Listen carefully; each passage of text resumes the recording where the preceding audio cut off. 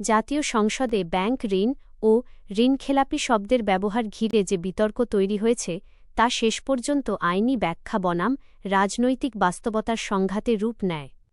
Budget অধিবেশনের আলোচনায় সরকারের পক্ষ থেকে যেখানে এমপিদের ঋণখেলাপি না বলে ঋণগ্রস্ত হিসেবে দেখানোর ব্যাখ্যা দেওয়া হয়, সেখানে বিরোধী পক্ষ এটিকে তথ্য আড়াল করার প্রচেষ্টা হিসেবে দেখছে।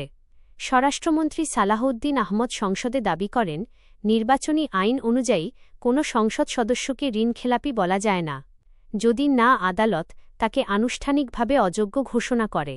তার মতে, বৈধভাবে নির্বাচিত জনপ্রতিনিধিদের ক্ষেত্রে ঋণখেলাপি শব্দটি ব্যবহার আইনগতভাবে ভুল এবং মানহানিকর। কিন্তু এই যুক্তির সঙ্গে একমত হননি বিরোধী ও স্বতন্ত্র সংসদ সদস্যরা।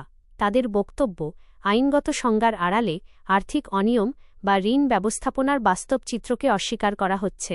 রুমিন ফারহানা সংসদে ইঙ্গিত করেন, নির্বাচনের আগে ঋণ পুনঃফসিল, আইনি স্থগিতাদেশ এবং সিআইবি সংক্রান্ত জটিলতা ব্যবহার করে অনেকেই নির্বাচন প্রক্রিয়ায় টিকে যান, যা বাস্তবে ঋণখেলাপি অবস্থারই ভিন্ন রূপ। অফসেটিং অন্যদিকে নাহিদ ইসলাম প্রশ্ন তোলেন, সংসদেই যদি ঋণ সংক্রান্ত বাস্তবতা নিয়ে আলোচনা না করা যায়, তাহলে জনগণের অর্থনৈতিক সংকট কোথায় তুলে ধরা হবে? তার মতে, সংসদের ভেতরে শব্দ নিষেধাজ্ঞা আরোপ করলে সেটি গণতান্ত্রিক আলোচনাকে দুর্বল করে। বিতর্ক আরও তীব্র হয় যখন সংসদের ভেতরে ঋণখেলাপিদের সংসদ ধরনের মন্তব্য নিয়ে আপত্তি ওঠে। একাংশের সংসদ সদস্য এটিকে সংসদের মর্যাদাহানিকর বলে উল্লেখ করেন এবং শব্দচয়ন নিয়ে সতর্কতা দাবি করেন। তবে অন্য পক্ষের দাবি, সমস্যাকে নাম না দিয়ে আড়াল করার প্রবণতাই বেশি উদ্বেগজনক।